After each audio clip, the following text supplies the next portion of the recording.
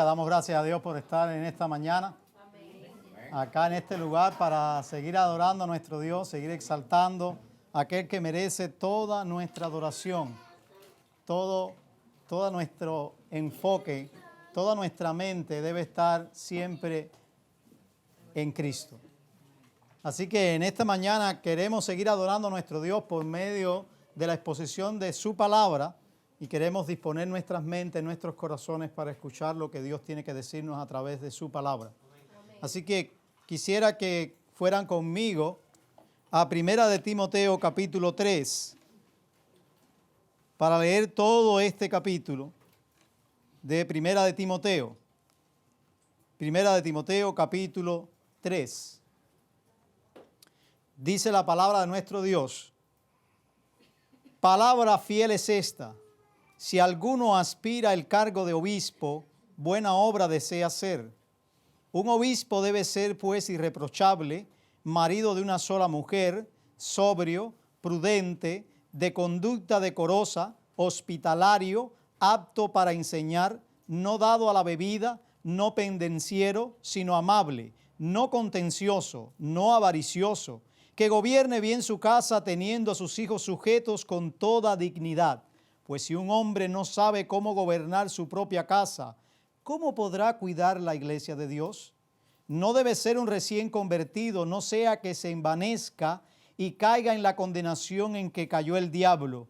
Debe gozar también de una buena reputación entre los de afuera de la iglesia, para que no caiga en descrédito y lazo del diablo.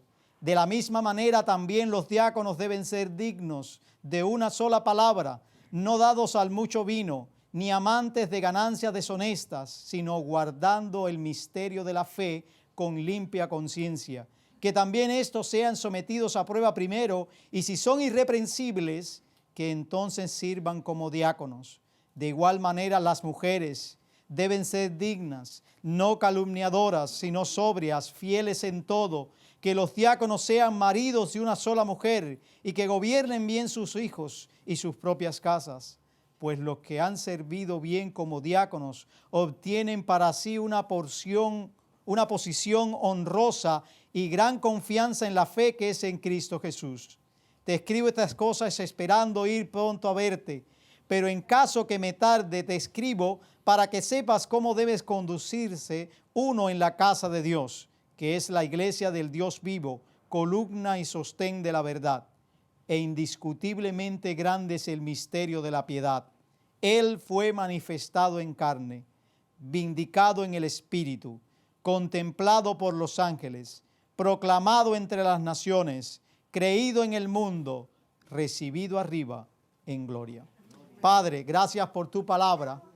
En esta hora te pedimos tu asistencia, que tu Espíritu que habita en aquellos a quien tú has redimido pueda obrar por medio de tu palabra para traernos entendimiento, para capacitarnos para vivir conforme a tu voluntad en este día y hasta que tú regreses o que nosotros vayamos a ti. En Jesús. Amén. Amén. El título del sermón en esta mañana es el siguiente: liderazgo irreprensible, una necesidad para la iglesia hoy. Liderazgo irreprensible, una necesidad para la iglesia hoy. Saben, estuve leyendo mientras meditaba en este pasaje algunas de las cuestiones con respecto al liderazgo que está sucediendo, que ha estado sucediendo por muchos años hasta la fecha actual. Y estuve mirando desde el año 2020, vi el año 2021 y también el año 2022. Y note lo que encontré. Está sucediendo a nuestros ojos. Nos es difícil de aceptar la creciente decadencia del liderazgo mundial. Publicado en el periódico La Razón 2020. Otro, en una universidad de Guatemala, la Universidad de Istmo, publicó esto en el año 2021. Hay mucho más liderazgo en el pensamiento que en la realidad. Mucho más en las ideas que en los hechos. Mucho más del malo que del bueno. Pepe Mendoza, en un artículo para Coalición por el Evangelio en el año 2022, dijo lo siguiente: la mayoría de nuestros líderes no merecen un pedestal en un parque como motivo de agradecimiento por sus innumerables servicios, sino un veredicto nefasto en los libros de historia como resultado de sus actos corruptos. ¿A dónde nos conduce todo esto? Hermanos, a la necesidad de tener un liderazgo que valga la pena. O sea, un liderazgo de parte de Dios y delante de Dios. Comenzando específicamente por aquellos que de alguna manera son los que tienen mayor responsabilidad de guiar el pueblo de Dios. Que pesa sobre sus hombros la gran tarea de alimentar el pueblo de Dios. Y estos son los que el texto nos informa hoy. Y nos dice claramente los pastores y los diáconos. La iglesia del Señor, hermanos, necesita de estos hombres. La iglesia del Señor necesita que estos hombres estén en la comunidad de fe. No porque sencillamente son los mejores de la vida, no es porque ellos tienen innatamente, podemos decirle, nacieron con cualidades propias, perfectas, que de alguna manera les dan el calificativo para llegar y ya serlo, sino porque Dios los diseñó así. Porque Dios desde un principio quiso apartar hombres para esta labor. Quiso poner hombres como regalo a la iglesia para que cuiden la iglesia de Él, la iglesia de Dios, no la iglesia de ellos, no la iglesia de cualquier otro, sino la iglesia que Dios compró con su sangre. Es por eso que este pasaje nos ilumina nuestra mente como comunidad de fe para entender esto, para entender de una vez y por todas esta verdad. La iglesia, hermanos, necesita pastores y diáconos irreprensibles. Fíjese bien, la iglesia, nosotros, el pueblo de Dios, necesita pastores y diáconos irreprensibles. ¿Cómo es esto entonces? ¿Cómo es que luce una persona? ¿Cómo es que luce un diácono? ¿Cómo lucen los pastores de forma irreprensibles? Yo creo que la mejor manera es observando lo que el texto nos dice y nos demanda o les demanda a estos hombres. Vamos a empezar por los primeros, los pastores. Usted puede tener su Biblia allí abierta de los versos del 1 al 7 en el capítulo 3. Pablo comienza afirmando que el oficio de pastor es una obra buena, es una obra deseable, es algo que es digno.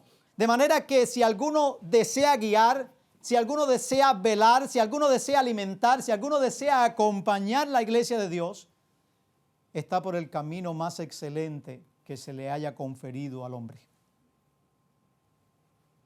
Pero no todos pueden ser pastores, por mucho que lo deseen. El asunto no es como cuando los niños montan una perreta porque desean un chupa chupa y al final del día obtienen lo que quieren debido a su profundo y diríamos descontrolado deseo por querer aquello para sí. No es así.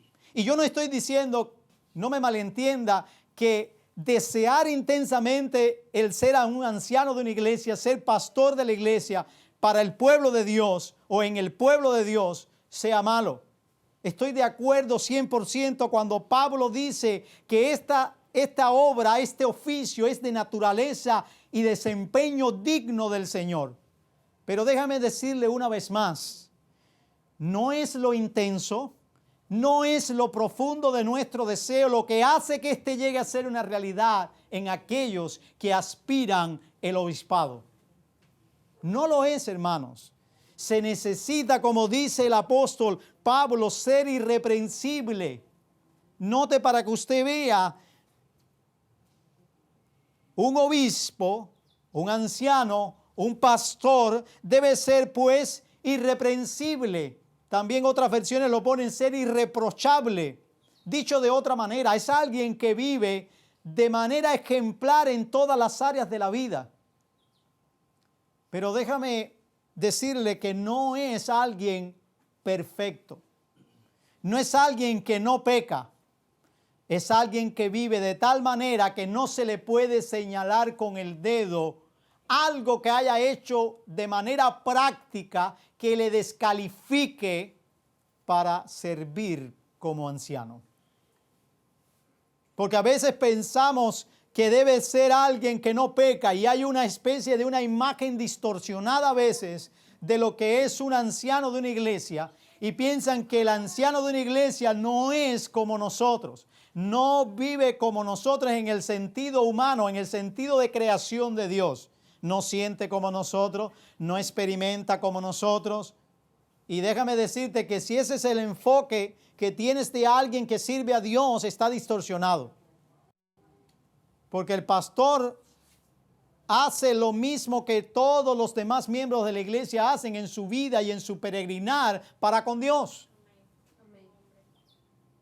Pero debe ser ejemplo. Debe ser alguien que es irreprensible según Pablo. Es alguien que debe ser irreprochable en su vida. Y para Pablo esto tiene que ver con toda la lista de cosas que él dice debajo.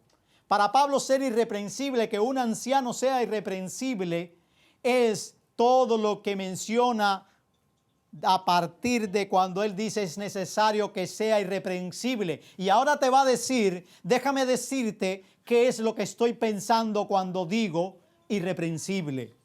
Y viene todo lo que él muestra a partir del versículo 2. De alguna forma podemos unir estas cosas en dos aspectos de la vida del siervo de Dios: carácter, conducta. Usted puede mirar y reflexionar en ellas, porque lo que se le está demandando a este hombre es que sea de una forma y que actúe de una forma también. Y me viene a la mente a veces, me viene a la mente lo que Miguel dice en un libro de los siervos. Primero hay que ser algo para después hacer algo.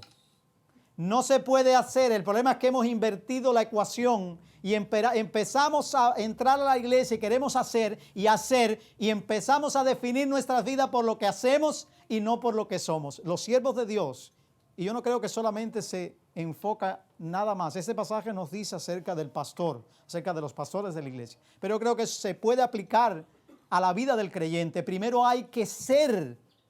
Primero tienes que haber experimentado y estar experimentando la identidad en Cristo, saber quién tú eres en Él, qué Dios ha conquistado por ti para después hacer algo por Él.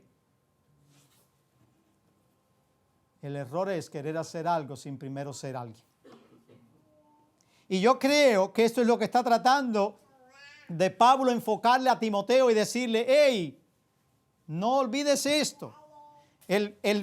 Los pastores deben ser moderados, deben ser personas que no rápidamente tomen decisiones a la ligera, no deben ser extravagantes a la hora de actuar en sus vidas. Su vida debe mostrar moderación, su vida debe mostrar ser sensato. No ser una persona que no tantee las cosas, que no busque la dirección del Señor, que no sepa cómo actuar en determinados momentos. Es una persona que se toma tiempo porque la vida de él y el liderazgo que Dios le ha dado, que le pesa sobre sus hombros, es algo muy valioso y necesita tomar tiempo. Por eso cuando usted ve a uno de los pastores de su iglesia que no le contesta de manera rápida a su pregunta o su inquietud, tenga paciencia, porque él no quiere ser insensato. Él no quiere ser, diríamos, un estúpido en responder algo tan abruptamente. Necesita tiempo, necesita pensar en qué es lo que dice Dios en su palabra. Debe ser respetable. Debe ser alguien que muestre respeto por tu vida, por mi vida. Alguien que cuando lo veas inspire confianza, pero que no lo pongas tan allá que sea como el presidente de una república inalcanzable, sino alguien que tú puedas mirar y decir: puedo contar con él. Debe ser apacible, debe ser amable. no adicto al vino. La versión dice no dado al vino, no dado a mucho vino. Voy a mencionarlos y solamente me voy a detener en algunos que creo que Pablo hace un comentario porque él entiende que para la vida de Timoteo son muy necesarios. Esposo de una sola mujer, hospitalario, apto para enseñar, gobernador de la casa de él. Ahí implica que tiene los hijos en sujeción. No debe ser un nuevo creyente, debe tener un buen testimonio para los de afuera. Note para que vea algo importante, que cuando miramos a la luz del contexto y específicamente de lo que Pablo le va a decir también acerca de los diáconos, el obispo debe ser apto para enseñar. Y eso es importante, porque ser apto para enseñar implica eso que nos está mostrando claramente. Es alguien que puede enseñar, es alguien que coge la palabra de Dios y persuade por medio de ella, enseña las verdades de ellas acorde a la palabra de Dios y puede ser percibido como tal en la congregación. La gente lo escucha, la gente trata de oír su enseñanza, sigue la enseñanza. No es solo porque hable bonito, sino porque enseña la verdad de Dios, porque Dios le ha dado junto con ese oficio la habilidad para enseñar. Si usted quizás está un poco dudoso con eso, puede ir conmigo a Efesios capítulo 4, versículo 11, donde también Pablo ahora, pero enseñándole a la iglesia de los Efesios, donde Timoteo era el pastor de esta iglesia, en el verso 11 del capítulo 4 dice de una manera clara, note para que vea cómo dice Pablo, y él dio a algunos el ser apóstoles, a otros profetas, a otros evangelistas, a otros pastores y maestros. Note bien, porque pastor y maestro son dos cosas que van de la mano. Lo que eso implica es que cuando Dios le regala a la iglesia los pastores, en el paquete ellos enseñan. Ellos son aptos para enseñar, como también le está diciendo ahora aquí al joven Timoteo. Son aptos para enseñar. Eso implica muchas cosas para nuestras vidas. Eso implica, iglesia, que cuando nosotros vamos a elegir pastores para nuestra comunidad, que vamos a confirmar el llamado que Dios le ha hecho a ellos de manera interna, tiene que ver en sus cualidades, no solamente que sean sensatos, no solamente que sean amables, no solamente que sean hospitalarios, sino por encima de muchas otras cosas tiene que estar el enseñar. Ellos tienen que enseñar, ellos deben ser aptos para enseñar, porque pueden haber muchos que enseñan en la iglesia sin ser pastores, pero no pueden haber pastores que no enseñen en la iglesia. Y eso ustedes tienen que velar por eso. Y nosotros los ancianos que estamos ya puestos por el Señor en la comunidad que Dios nos ha designado para servirle a Él, también tenemos que velar porque eso sea una realidad, apto para enseñar. Es alguien que es hábil para lidiar con la palabra de Dios, es hábil para abrirla, es hábil para explicarla, es hábil para mostrar a Cristo en ella.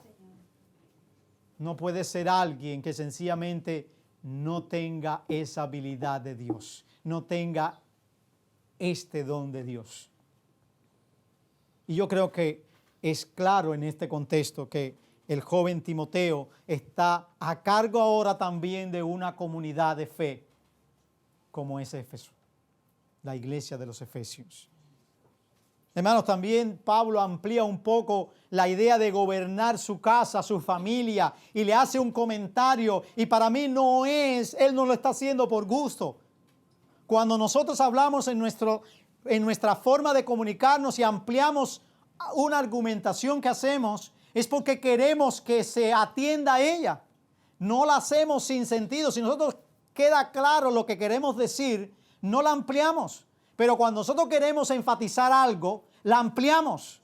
Y note para que veas cómo Pablo dice que gobierne bien su casa. Pero no se queda ahí, porque él no quiere que malentiendan qué significa gobernar su casa. Él quiere decir, atiendan que esto es importante.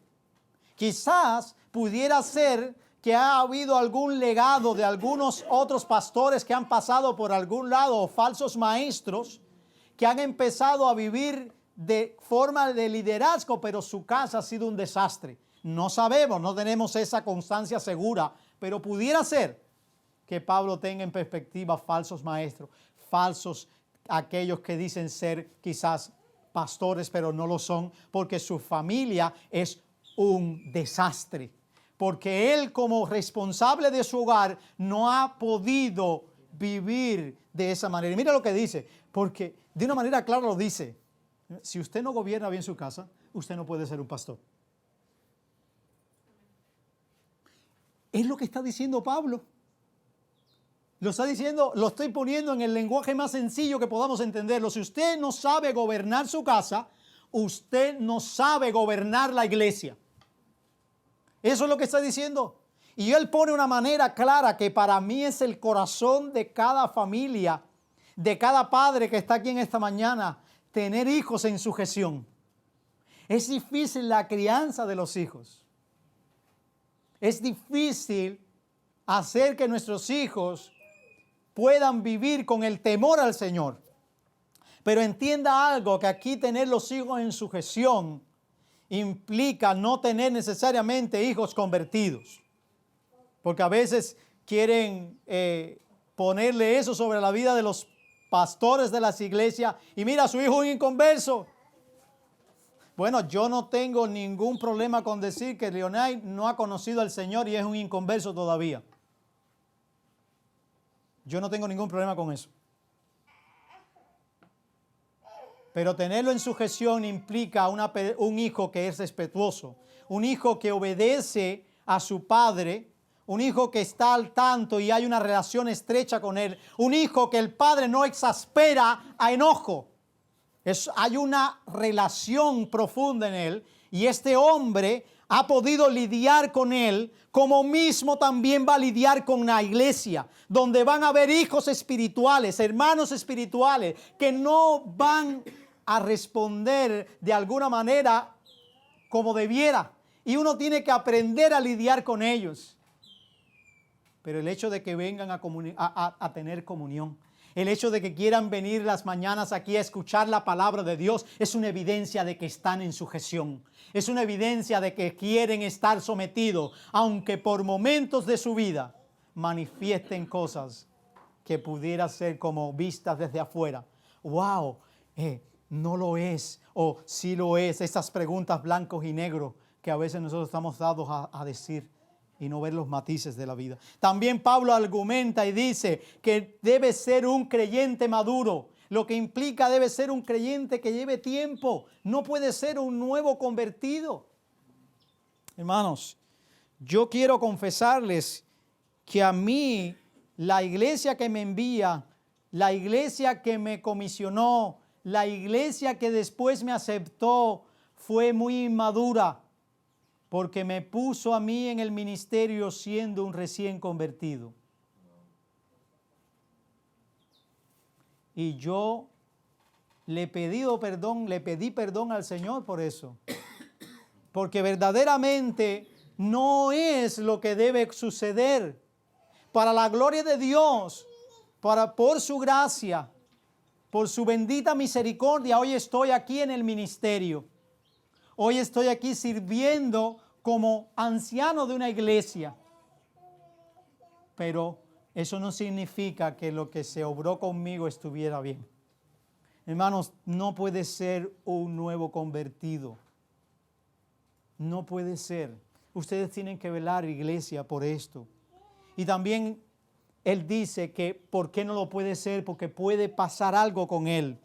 Puede llegar a caer en una trampa. Puede llegar a ser engañado por el diablo con la codicia del liderazgo. Puede ser engañado por posición. Puede ser engañado porque piensan que ser pastor es algo muy gratificante en el sentido humano. Y yo no estoy diciendo que no sea deleitoso ser pastor. Es algo que disfruto. Es algo que los pastores disfrutamos. Pero también es algo que entendemos que es de gran responsabilidad.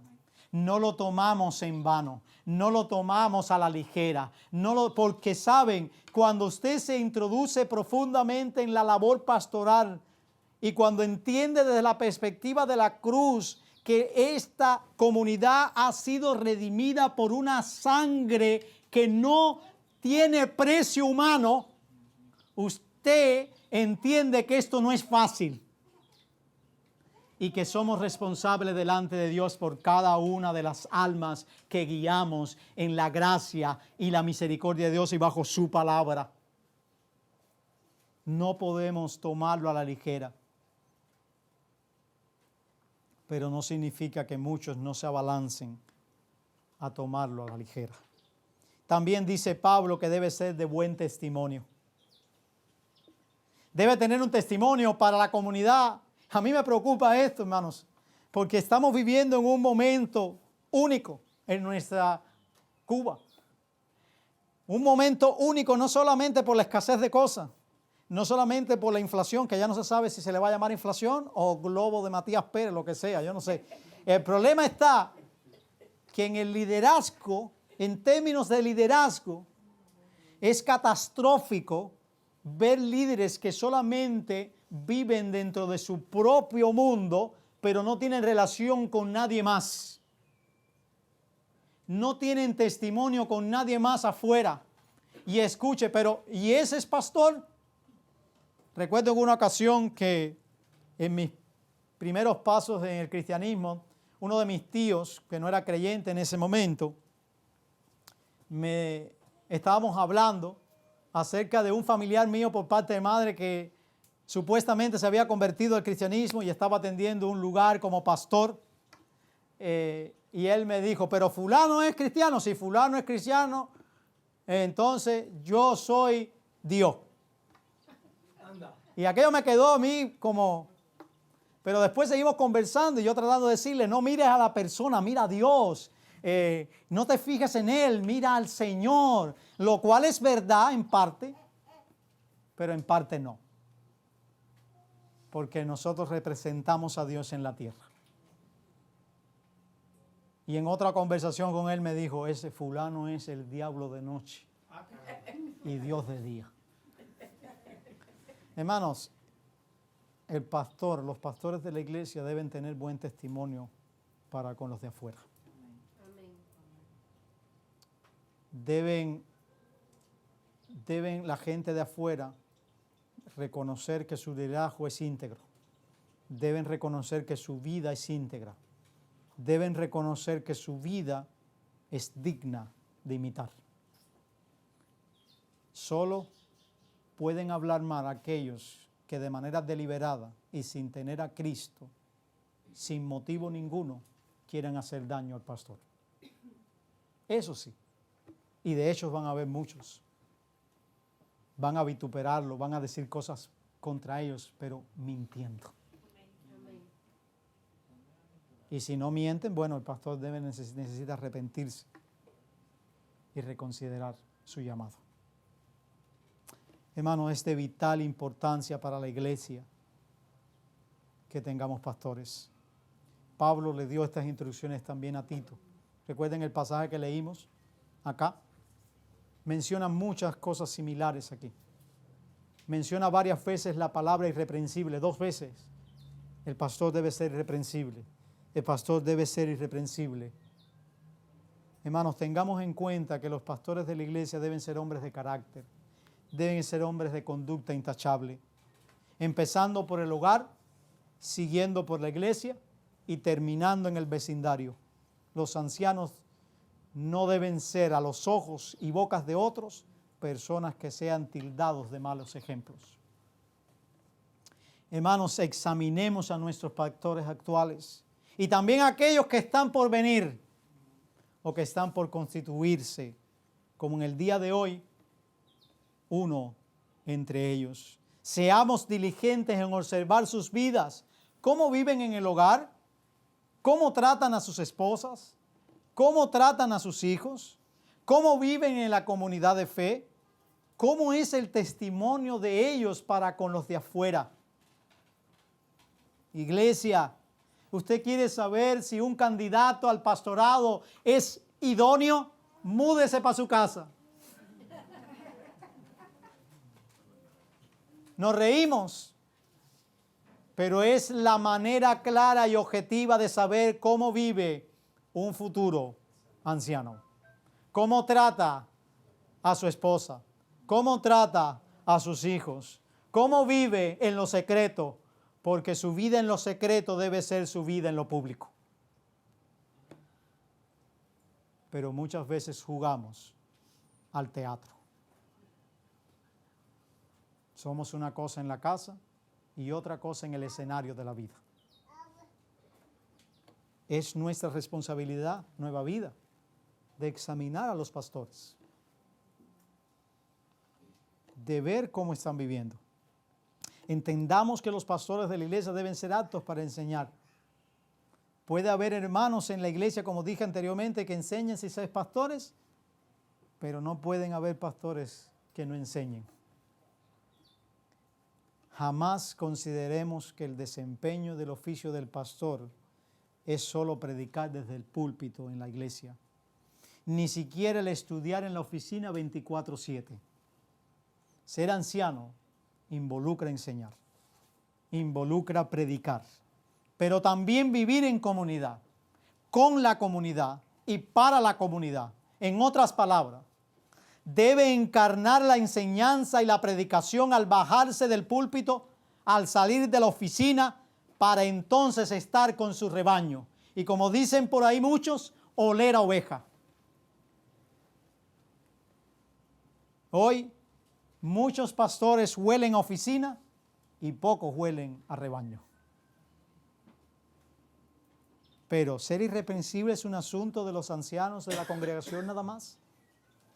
¿Qué pasa con los diáconos?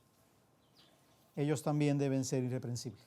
Miren los diáconos, versos del 8 al 13.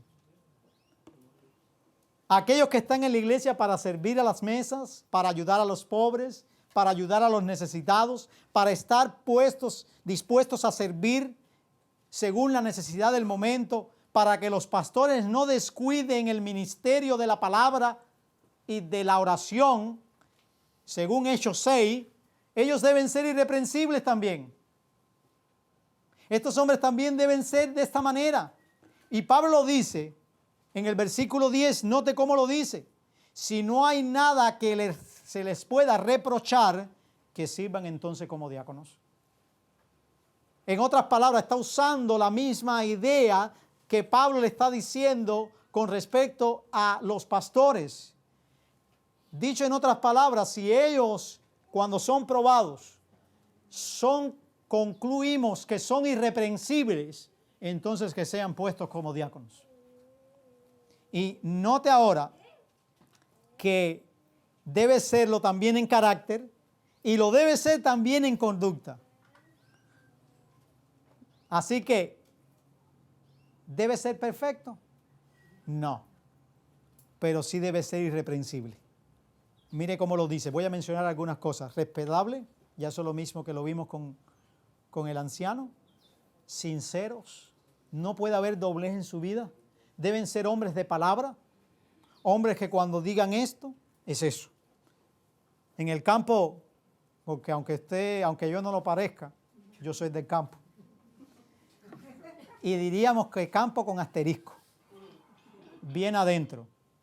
Y hay un refrán en el campo que quizás algunos conozcan, que dice que el hombre se mide por la palabra y el buey por los tarros. Así se dice. O sea, el campesino cuando mira un buey y ve que los cuernos son bien amplios, dice, eso es un buey bueno. Cuando un hombre ve a otro y él cumple su palabra, dice, esto es un hombre sincero, de palabra. Y eso es algo que que es ser característico de los diáconos. Dice también, no dado a mucho vino, lo que implica también, igual que el anciano, o sea, no adicto al vino. No significa que no toma, puede tomar. O sea, para nada la Escritura enseña que el diácono, que el anciano y que ningún miembro de la iglesia puede tomarse una copa de vino. Eso no le enseña. Lo que está diciendo en manera clara, no adicto. Y yo diría que no adicto al vino, no adicto a nada. Porque todo aquello que se convierte en una adicción en tu vida, se convierte en el Dios de tu vida. Y si se convierte en el Dios de tu vida, por ende es idolatría. Y si es idolatría, estás en rebeldía con Dios. Necesitas arrepentirte de tus pecados y confiar en Jesús. Eso es claramente. Entonces, fíjese cómo dice, guardador de las grandes verdades de la fe con limpia conciencia. Es un hombre que reflexiona en la palabra, en las verdades de la fe, en las verdades cardinales de la fe que ha abrazado. Como lo dice Ken Hush, su creencia ha penetrado su alma y está informando su vida. Es eso. Es un hombre que constantemente está nutriéndose de la palabra. Es un hombre que ama la palabra. Es un hombre que es afectado por la palabra. Es un hombre que es espiritual. Lamentablemente la iglesia bautista, que es la que conozco, muchas veces ha puesto diáconos que no son diáconos. Que lejos de ser diáconos son otra cosa. Y no podemos decirlo con vergüenza. Pero no solamente para lamentar nuestro pasado, sino para corregir en nuestro presente. No. Dice que debe ser esposo de una sola mujer, gobernador de sus hijos y de su hogar. Nuevamente, como mismo el anciano, marido de una sola mujer, lo que implica que el hombre debe tener una sola mujer, no más. Eso es algo desde la creación, está el patrón. Adán y Eva. Dios creó a la mujer para el hombre. Una mujer para Adán, no dos, ni tres, ni cuatro. Una sola. Y debe vivir con ella. Y debe amarla.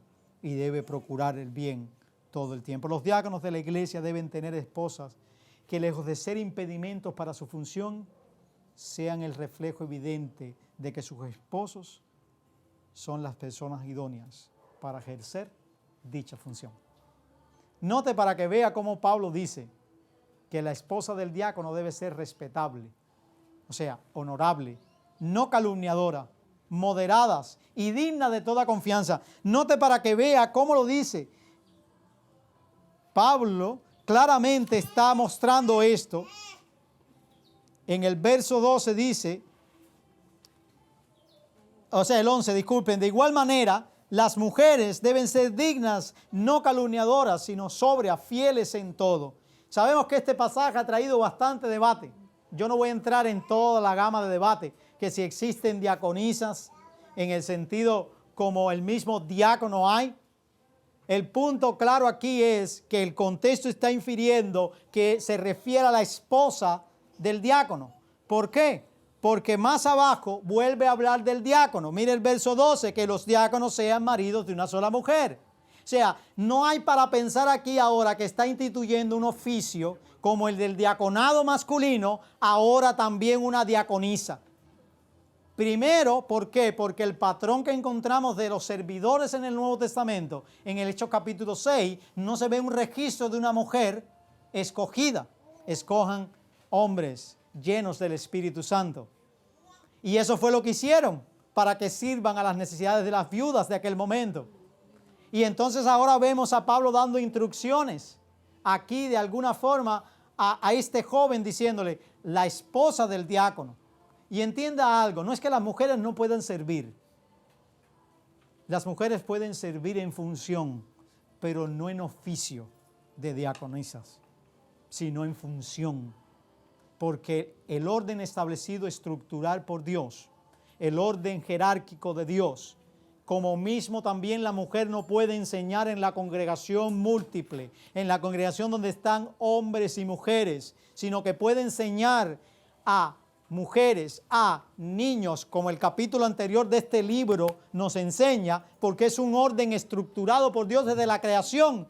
De la misma manera, Dios estructuró el diaconado para hombres, donde las mujeres pueden servir, pueden hacer la función de servicio, pero no el oficio como tal instituido en la congregación.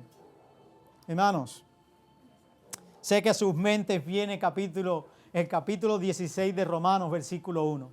Febe, la diaconisa. Pero saben que el término diácono es servir, es servidor. Es una palabra que se ha traído desde el idioma original y se ha puesto sin ningún tipo de matiz de significado. Solamente se ha traído así. Eso es lo mismo que significa en el idioma original. Así mismo se lee diáconos, diáconos. Febe, diáconos. Así mismo es, Febe, diáconos. Ahora, esa es la confusión. Porque el punto está hablando más bien de que esto es una mujer que ha servido en la iglesia, pero no es una mujer que ha sido instituida como una diaconisa, sino una mujer que ha servido. Como más adelante ustedes los van a ver en el capítulo 5 de este libro, de esta carta, como también hablan de mujeres que se servían, mujeres a las viudas, a las más necesitadas, y se ministraban y cuidaban, porque es normal el servirse unos a otros. Cuando usted va al libro de los Hechos va a encontrar que el estimularse unos a otros, el servirse unos a otros, era parte de la comunidad y no necesariamente de un oficio institucionalizado. Pero el diaconado es para los hombres en cuanto a oficio. Y esto es lo que estamos viendo aquí, hermanos, de manera clara. Ahora, para considerar un hermano para el diaconado no basta que sea marido de una sola mujer. También debe esa mujer, como dije anteriormente, ser una prueba clara de que su esposo cumple con las cualificaciones para el diaconado de la congregación. Es muy importante, hermanos, es muy importante que los que van a ser diáconos en la congregación deben pasar un periodo de prueba. El tiempo de esta prueba lo determina el hecho de que sean reconocidos como irreprensibles. Dicho de otra manera, si no hay nada que se les reproche. Que los diáconos sean sinceros, sean respetables, es de gran ayuda, es de gran bendición para la iglesia. Diáconos de Nueva Vida, examínense a la luz de la palabra de Dios y concluyan si verdaderamente poseen cualificaciones para el diaconado. Iglesia de Nueva Vida, examinen la vida de sus diáconos y de aquellos que están por ser considerados para el oficio. Tengan presente que no pasa nada si entre todos y junto a los pastores llegan a la conclusión de que no son idóneos y cualificados para el oficio. No pasa nada. Creo que eso es una respuesta de humildad. Es una respuesta de que me someto a la autoridad de la palabra de Dios y a los términos de ella, y no sencillamente al pragmatismo, y no sencillamente al activismo dentro de una iglesia, porque no queremos activismo entre una iglesia. No queremos personas que empiecen a servir y a servir, pero que no sean primeros personas cualificadas, que tengan los requisitos. Porque ¿de qué vale eso? No vale de nada. Hermanos, llegado a este punto, quizás nos preguntemos, ¿cuál es la importancia de esto? ¿Por qué es importante tener líderes como los pastores y los diáconos que sean irreprensibles? Bueno, por lo que sigue el pasaje del 14 al 16 hablando. Pablo de manera clara le ha dicho ahora a Timoteo, si me demoro, esta es la manera que debes conducirte en la casa de Dios. Y da una serie de cualificaciones o de adjetivos a esta iglesia. Baluarte, es de gran ayuda, es una columna, es un sostén de la verdad. Pero entiende que si me demoro, esta es la manera. ¿Cuál es la manera? Bueno, desde lo que ha venido diciéndole Pablo del capítulo 1, de cómo debe conducirse un siervo de Dios, de qué debe hacer dentro de la iglesia, cómo debe funcionar la iglesia. Y llegado a este punto más cercano a este verso, es cómo deben vivir los pastores y los diáconos de la iglesia. Es la manera en que funciona la iglesia. Deben haber pastores que sean irreprensibles. Deben haber diáconos. La manera en que tú te vas a conducir, Timoteo, es de esta forma. Debe ser de esta manera en la que debes vivir, pero también debe ser la manera en la que debes proyectar a la iglesia para que viva. La iglesia debe ser capaz de elegir diligentemente hombres de Dios, hombres llenos del Espíritu, hombres irreprensibles, para que la iglesia funcione para que la iglesia viva para la gloria de Dios. Esto es eco también de lo que Pablo le está diciendo a la iglesia de los Efesios. Les regalé a estos hombres, les puse a estos hombres, ¿para qué? Para la edificación del cuerpo de Cristo, para que todos lleguen a la estatura, a la medida. Si pensamos que no son necesarios, si pensamos que no son importantes, créame que lo son en gran manera. No podremos crecer, no podremos como iglesia llegar a la estatura si no tenemos estos hombres como regalo de Dios. Pero es nuestra responsabilidad saber cómo deben vivir estos hombres. Es la responsabilidad de los ancianos de la iglesia saber que la manera en la que deben comportarse y la manera en la que deben ejercer su ministerio en la iglesia local es eligiendo hombres de Dios. Hombres sin doblez. ¿Cómo lo hacemos? ¿Cómo podemos llegar a cabo labor tan sublime? ¿Cómo podemos simples pecadores como nosotros hacerlo? No está en nuestra fuerza, no está en nuestro raciocinio, no está en todo nuestro empeño. No, hermanos, está en aquel que vino, se encarnó, fue público hacia el mundo, se proclamó y está ahora en gloria. Por eso Pablo termina con este gran poema diciéndole a Timoteo de alguna manera, esto es lo que tienes que tener en enfoque mientras vives tu ministerio. El gran misterio ¿de qué? El gran misterio, hermanos, de la piedad.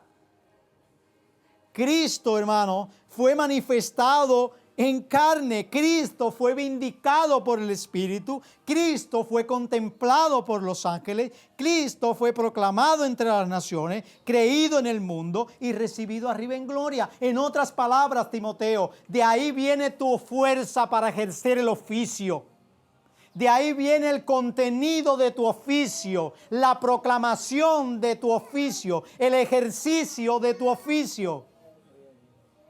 De ahí viene, diáconos, la fuerza para ejercer el llamado de Dios. No es por nosotros, es por Él. Iglesia de Nueva Vida, debes mirar a tus pastores y diáconos que sean un reflejo supremo del Evangelio, que vivan anclados en el Evangelio, que desprendan por sus poros el Evangelio, que vivan de manera tal que constantemente nos recuerden que Cristo vino y se encarnó, que Cristo vino y sufrió en una cruz, que Cristo vino y resucitó, que Cristo está ahora ejerciendo un reinado soberano, que está ahora en gloria. Ese debe ser la manera en la que debemos ver a nuestros líderes. Concluyo. La iglesia sigue teniendo la necesidad de un liderazgo que sea íntegro, que sea irreprensible, que no tenga doblez, que no se le pueda señalar con el dedo, al menos en una conducta práctica que lo descualifique para el oficio. La iglesia debe tener cuidado de no imitar el liderazgo del mundo, el liderazgo que hoy busca solamente posición, ganancia. La iglesia debe entender que el liderazgo que necesita es un liderazgo de Dios. Es un liderazgo delante de Dios y de parte de Dios.